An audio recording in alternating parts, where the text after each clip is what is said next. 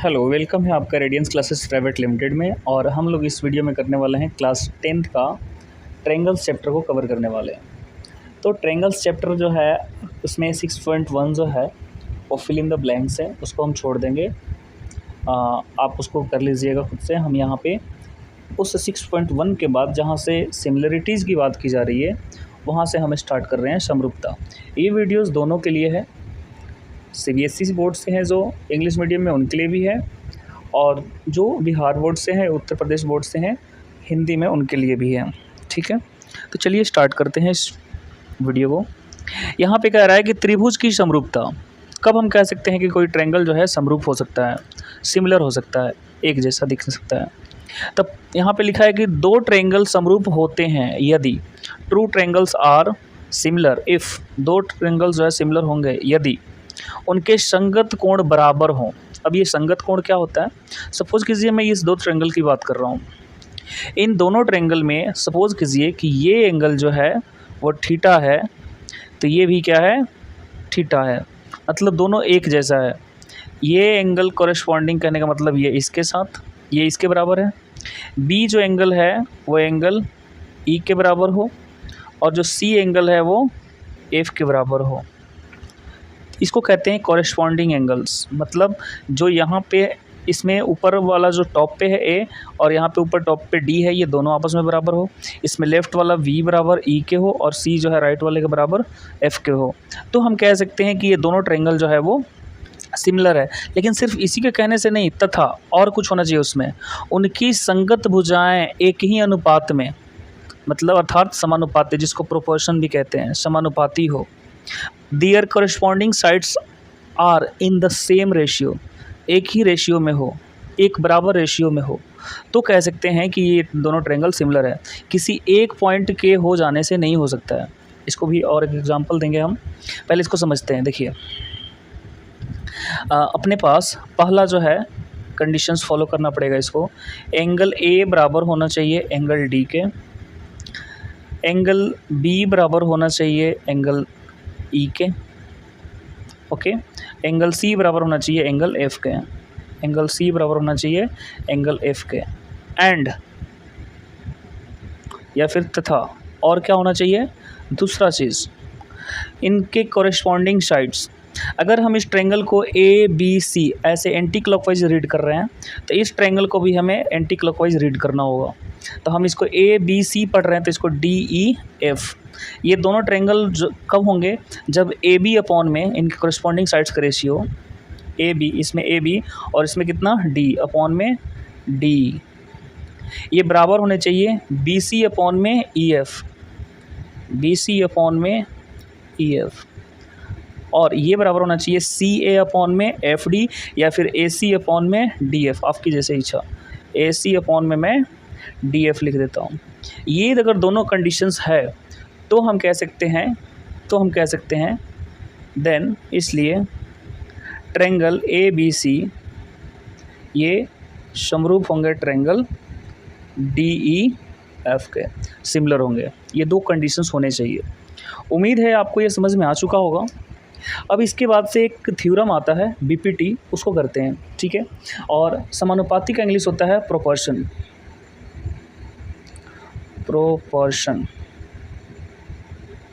ठीक है, या प्रोपोर्शनलिटी भी कहते हैं इसको, प्रोपोर्शनलिटी या प्रोपोर्शंस, ओके। अब अपने पास जो है नेक्स्ट थेल्स थ्योरम है ना। तो थेल्स थ्योरम को करते हैं, इसको हटाते हैं। देखिए, थेल्स थ्योरम बहुत ही इंपॉर्टेंट है। इसको 2-3 नामों से जाना जाता है। नाम तो एक ही है, समझ लीजिए। बस इसको ये है कि कहीं पे इसको शॉर्ट फॉर्म में बुलाया जाता है। देखिए, थेल्स थ्योरम के भी नाम से जानते हैं, बीपीटी के नाम से, और बीपीटी का ही फुल फॉर्म होता है बेसिक प्रोपोर्शनलिटी थ्योरम, ठीक है। इसी को हिंदी में थेल्स परिमेय कहते हैं, बीपीटी कहते हैं, और इस बेसिक प्रोपोर्शनलिटी का हिंदी होता है आधारभूत समानुपाती का परिमेय, ठीक है। तो यहाँ पे हम ये एक ट्रायंगल सा बनाए हैं ट्रायंगल। अभी इसको बनाने से पहले मैं आपको ये करता हूँ, आप इसमें देख लीजिए अपने पास। यहाँ पे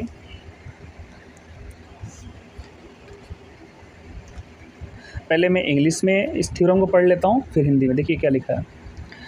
if a line is drawn parallel to one sides of triangle, यदि हम एक लाइन ड्रॉ करते हैं पैरेलल टू, किसके पैरेलल, ट्रायंगल के किसी एक साइड, जैसे सपोज कीजिए ए बी सी ट्रायंगल है तो बी सी के पैरेलल एक लाइन ड्रॉ कर रहा है, to intersect the other two sides, जो कि और ट्रायंगल के दो साइड्स को क्या कर रहा है, इंटरसेक्ट कर रहा है, कट कर रहा है, two sides in distinct point, अलग अलग पॉइंट पे, the other two sides are divide in the जो अदर टू साइड्स है ए बी और ए सी, ये जो डी इसको जब कट करेगा तो इसको डिवाइड करेगा सेम रेशियो, एक ही रेशियो में। इसका मतलब ये हुआ कि ए डी अपॉन में जो डी वी का वैल्यू आएगा जितना भी, उतना ही वैल्यू आएगा ए ई अपॉन में ए सी का। अब एक बार हिंदी वाला देख लेते हैं, हिंदी में परिमेय जो कैसे कह रहा है, हिंदी परिमेय के लिए यहाँ पे देखते हैं, देखिए क्या कह रहा है हिंदी परिमेय, कह रहा है कि यदि किसी त्रिभुज की एक भुजा के समानांतर अन्य दो भुजाओं को भिन्न भिन्न बिंदुओं पर प्रतिच्छेद करने के लिए एक रेखा खींची जाए तो ये अन्य दो भुजाएं एक ही अनुपात में विभाजित हो जाती है। इसको फिर से समझते हैं पूरा बढ़िया से। यदि किसी त्रिभुज की बात की तो ए बी सी हमने बना दिया, ठीक है, कि एक भुजा के समानांतर, तो हमने इसका भुजा का एक भुजा ले लिया क्या, बी सी, इस बी सी के समानांतर अन्य दो भुजाएं ये हो गई ए बी और ए सी, इन दो भुजाओं को भिन्न भिन्न बिंदुओं पर, अलग अलग बिंदुओं पर डी और ई प्रतिच्छेद करने के लिए, प्रतिच्छेद मतलब काटने के लिए एक रेखा खींची गई, एक डी रेखा खींची गई, तो ये अन्य दो भुजाएं यही वाली ए बी एंड ए सी, अन्य दो भुजाएं एक ही अनुपात में विभाजित होती है। एक ही अनुपात में विभाजित का मतलब ए डी अपॉन में जो डी वी का मान आता है उतना ही आता है ए ई अपॉन में ई सी का, ठीक है। फिलहाल अभी नहीं समझ में आया हो कोई बात नहीं, बहुत अच्छे से समझ में आएगा थ्योरम। चलिए स्टार्ट करते हैं। थेल्स परिमेय ये कहता है कि किसी त्रिभुज के एक भुजा के समानांतर अगर एक रेखा खींची जाए तो अन्य दो भुजाओं को सेम अनुपात में विभाजित करता है। कहने का मतलब हमें जो प्रूफ करना है वो क्या प्रूफ करना है, जो दिया क्या गया है, दिया हमें क्या है वो चीज़ पहले लिख लेते हैं। दिया गया, क्या दिया गया है, या फिर यहाँ पे लिख सकते हैं इंग्लिश में गिवन, दिया गया है या फिर गिवन। एक ट्रायंगल दिया गया है और उसमें बी सी जो है वो पैरेलल है किसके, डी के, ये चीज़ दिया हुआ है।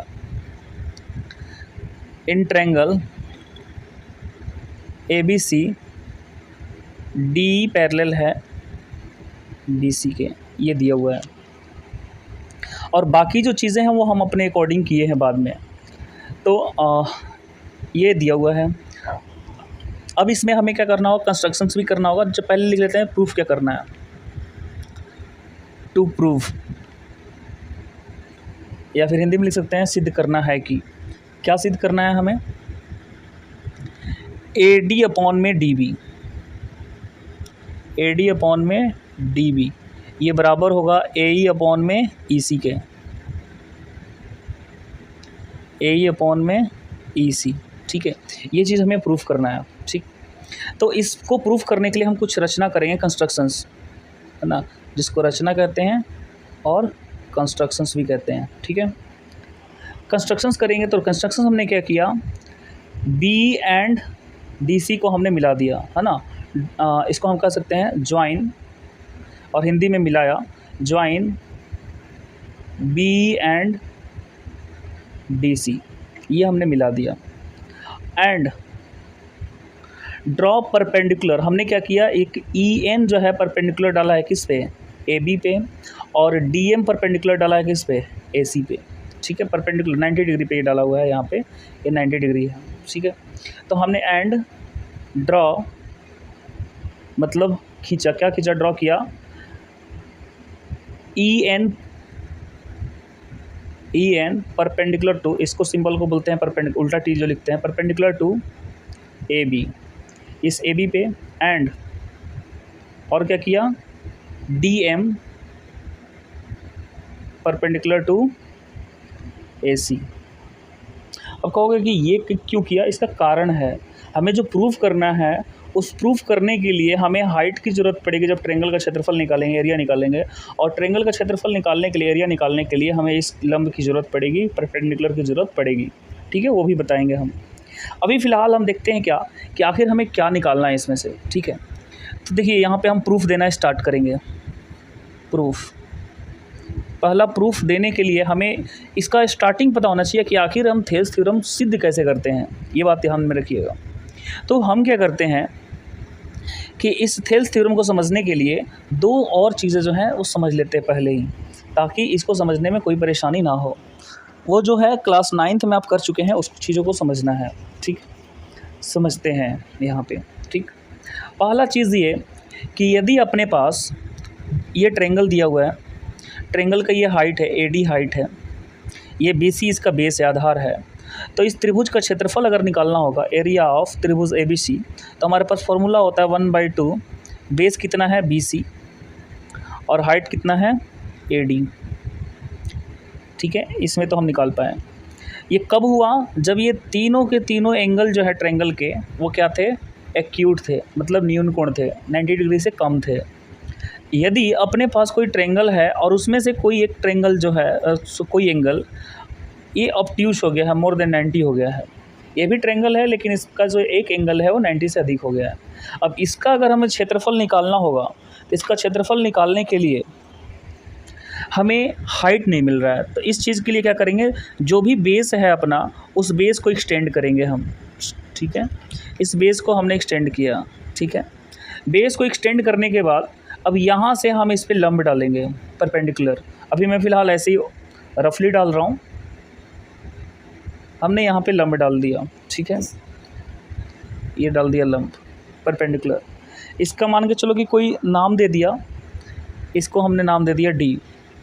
अब जो है इस त्रिभुज का, ये जो त्रिभुज है अपने पास, इस त्रिभुज का क्षेत्रफल, ये त्रिभुज जो मैं हैशिंग कर रहा हूँ, इसका मुझे क्षेत्रफल निकालना है, तो इसका फॉर्मूला सेम टू सेम ऐसे लिखेंगे हम, 1/2, बेस कितना है इसका आधार जिस पे टिका हुआ है, ये BC है, और हाइट जब लेना होगा तो हाइट अब ये हम AD ले लेंगे, ये वाली हाइट जो परपेंडिकुलर है ये हो जाएगा AD।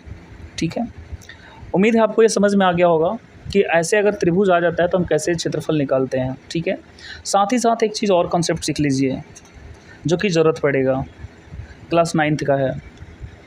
जब भी हमारे पास किसी पैरेलल दो लाइन्स है, अब सपोज कीजिए अपने पास AB एक L1 लाइन है और एक L2 लाइन है, ये दोनों पैरेलल है। L1 जो है पैरेलल है किसके? L2 के। ठीक, और इसमें एक बेस PQ लिया हुआ है, ये PQ, और इस PQ बेस पे बेस सेम रहेगा और कहीं भी आप ट्रायंगल बनाएंगे उस ट्रायंगल का क्षेत्रफल हमेशा क्या होगा? बराबर होगा। जैसे ये PQR, ये S लिखा हुआ है, S है। ठीक है, सपोज कीजिए अपने पास त्रिभुज, एरिया ऑफ त्रिभुज PQR, इसका भी बेस सेम है और ये दोनों के दोनों किस में है? पैरेलल लाइंस के बीच में है। ठीक है, और ये बराबर होगा किसके? एरिया ऑफ त्रिभुज PSQ के बराबर, PSQ के बराबर। ये क्या होता है? थ्योरम ही होता है। इस थ्योरम को कहा जाता है क्या? सेम पैरेलल बिटवीन, है ना। मतलब कहने का मतलब ये है कि ये जो दोनों ट्रायंगल है ये बेस इनका दोनों का सेम है और दोनों के दोनों पैरेलल में है, मतलब दोनों के दोनों पैरेलल लाइन के अंदर है। अगर हम इस बेस से एक और ट्रायंगल कोई बनाते हैं, सपोज कीजिए हम एक ऐसा ट्रायंगल बनाते हैं ऐसे, ये भी ट्रायंगल जो होगा हमारे पास, जो ये भी ट्रायंगल बनाया, इस ट्रायंगल का भी क्षेत्रफल इनके बराबर होगा। सपोज कीजिए RST हमने नाम दिया, तो एरिया ऑफ ट्रायंगल PTQ ये भी इनके बराबर होगा। उम्मीद है आपको ये समझ में आ चुका होगा और इन दोनों का कॉन्सेप्ट का उसमें यूज़ है थेल्स थ्योरम में। आपको यूट्यूब पे ये नहीं मिलेगा कॉन्सेप्ट। समझते हैं इस चीज़ को। देखिए, तो प्रूफ में हमें क्या करना है? ट्रायंगल लेना है, ट्रायंगल का क्षेत्रफल निकालना है ADE का। ठीक है, तो यहाँ पे लिखेंगे एरिया ऑफ ट्रायंगल, या फिर ऐसा कर लेते हैं ADE में, चलो सिंपल लिखते हैं, area of triangle ABC, ADC, sorry ADC भी नहीं, ADE, area of triangle ADE। इसमें इसका जो क्षेत्रफल निकालना होगा, तो देखिए इसका क्षेत्रफल निकालने के लिए इस ट्रायंगल के दो हाइट है, ये EN भी इसका हाइट है और DM भी इसका हाइट है। ठीक है, इस त्रिभुज को अगर देखा जाए तो दो हाइट है, तो दोनों हाइट का यूज करके हम क्या करते हैं? इसका क्षेत्रफल निकालते हैं। 1/2, एक बार बेस हम जब AD लेंगे तो उस टाइम पे हाइट क्या हो जाएगा? EN। तो यहाँ 1/2 बेस AD और इंटू EN। ठीक है, इसको एक समीकरण मान लेंगे। Again area of triangle ADE same यही रहेगा 1/2। इस बार बेस हम अलग ले लेते हैं, इस बार बेस हमने AE ले लिया, ठीक है, AE, और हाइट ले लिया DM, हाइट के ले लिया DM, इक्वेशंस 2 मान लिया। नेक्स्ट अब हम क्या करते हैं, यहाँ पे आपको ट्रेंगल दिख रहा होगा DEB, है ना, इनका भी एरिया निकालते हैं। एरिया ऑफ ट्रेंगल DEB, आप इस ट्रेंगल को देखेंगे ध्यान से तो आपको दिखाई देगा कि ये जो एंगल है ये ऑब्ट्यूस हो गया है, मतलब 90 डिग्री से अधिक हो गया है। जब ये 90 डिग्री से अधिक हो जाता है तब हम क्या करते हैं, उसके लिए हम एक परपेंडिकुलर, अभी भी बताया, तो हमने क्या किया, BD को एक्सटेंड किया EN तक और यहाँ से एक लंब डाला। तो हाइट के लिए हम EN यूज़ करेंगे और बेस के लिए हम DB यूज़ करेंगे। तो इसके लिए भी हो जाएगा 1/2, बेस कितना DB और हाइट कितना हो जाएगा EN, ठीक है। इक्वेशन नंबर 3 ले लिया हमने। एरिया ऑफ ट्रेंगल, अब हम दूसरा ट्रेंगल लेते हैं, कौन सा, CE, या फिर ऐसे कह सकते हैं ECD के लिए, है ना, ECD में 1/2 इस ट्रेंगल का एरिया। बेस क्या लेंगे हम, इसमें भी देखिए ये ऑब्ट्यूस एंगल हो गया है, तो इस बेस को हम आगे एक्सटेंड किए और यहाँ से D से लंब डाला, ये हम हाइट लेंगे। तो इसके लिए बेस क्या है EC, है ना, तो EC इंटू हाइट कर लेंगे DM, और ये चौथा इक्वेशन हो गया। इस इक्वेशंस को बनाने में उम्मीद है आपको परेशानी नहीं होगी, ठीक है। अब हमें क्या करना है, इन इक्वेशंस को देखते हुए ये देखना है कि हमें क्या चाहिए। AD/DB चाहिए, कब हो सकता है, इसमें AD दिखाई दे रहा है और DB इसमें दिखाई दे रहा है, तो समीकरण 1 को किससे भाग करना पड़ेगा, 3 से। तो यहाँ पे लिख दीजिएगा, on dividing equations 1/3 and equations 2/4। कहने का मतलब यह है कि AD/DB चाहिए तो वो यहाँ पे मिलेगा, 1 को डिवाइड करेंगे 3 से तो, और AE/AC, तो AE इसमें है और इसी चौथे में है। तो हम क्या कर रहे हैं, यहाँ पे सिंपल में लिख रहा हूँ कि 1 को डिवाइड किससे कर रहा हूँ मैं, 3 से, ठीक है, आप लैंग्वेज लिख लीजिएगा, एंड 2 को डिवाइड कर रहा हूँ मैं 4 से। अब पूरा सम यहाँ पे लैंग्वेज लिख लीजिएगा, ठीक है। अब देखिए आगे क्या होता है, थोड़ा सा आगे देखते हैं अब इसमें। अब यहाँ पे हमें क्या करना है, लिख लेना है इस चीज़ को, area of triangle ADE divide करना है हमें किससे, तीसरे से, तो यहाँ पे DEB है, area of triangle DEB equal to, अब देखिए यहाँ पे फर्स्ट और third, 1/2 into AD into EN divide 1/2 DB into EN।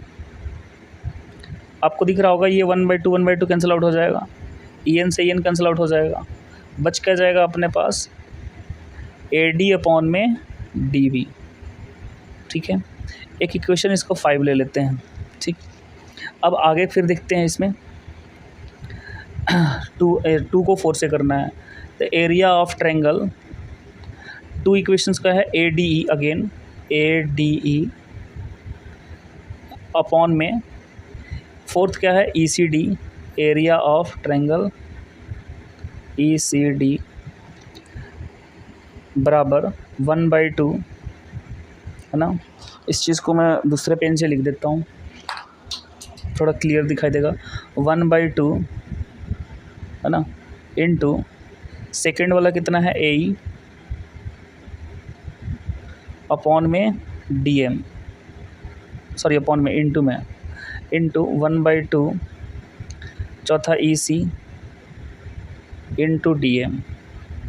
आपको दिखाई रहा होगा DM से DM कट जाएगा, 1/2 से 1/2 कट जाएगा, यहाँ पे बचेगा AE अपॉन में EC, ठीक है। अभी इसको इक्वेशन नहीं मानेंगे।